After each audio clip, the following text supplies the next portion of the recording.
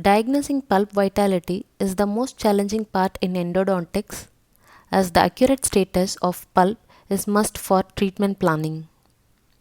Though vitality is assessed indirectly by neural sensitivity, which produces inaccurate results, along with painful, unpleasant sensation, because it is more of subjective test based on patient's response to the stimulus and also dentist interpretation based on that response. So, it is called as pulp sensitivity rather than pulp vitality test. Thus, it provides no information on degree of inflammation and vascularity of pulp, leads to unnecessary endodontic procedures. Only the blood flow of pulp gives accurate information, as it is an objective test, differentiates between necrotic and vital pulp. Hence, to overcome the unpredictable diagnostic tests, some non-invasive true vitality tests such as thermography, transmitted light photoplethysmography, laser Doppler flowmetry, pulse oximetry evolved.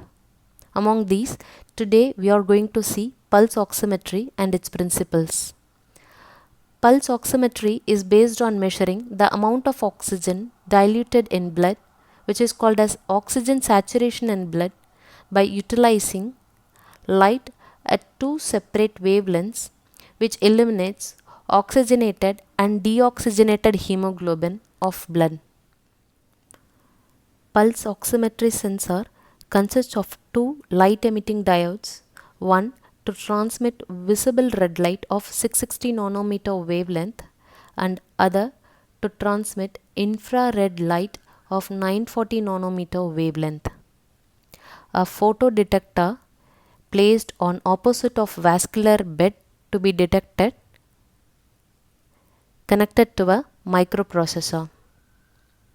The absorbance characteristics of hemoglobin in the visible red region close to 660 nanometer makes oxyhemoglobin absorb less light than deoxyhemoglobin, and in the infrared region close to 940 nanometer, deoxyhemoglobin absorb less light than oxyhemoglobin. The portion of light gets reflected and captured by photodiode, processed further to attain saturated oxygen level. On observation, in normal healthy pulp, high percentage of oxygen is present, but when the health status of pulp degrades, the oxygen saturation starts to decrease. The utmost significance of using this pulse oximetry is it is the effective and objective method to check pulp vitality in traumatized tooth when the blood supply is intact but the nerve is damaged. In parallel, let's see certain issues of using pulse oximeter. There should be no obstruction like restoration during light transmission to the sensor. The devices are expensive,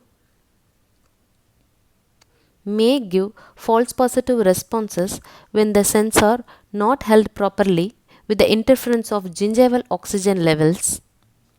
Too complicated for routine usage, as the sensors should conform to size, shape and anatomy of tooth, and the light emitting diode and photodetector to be parallel to each other, and probe should be held in a firm way.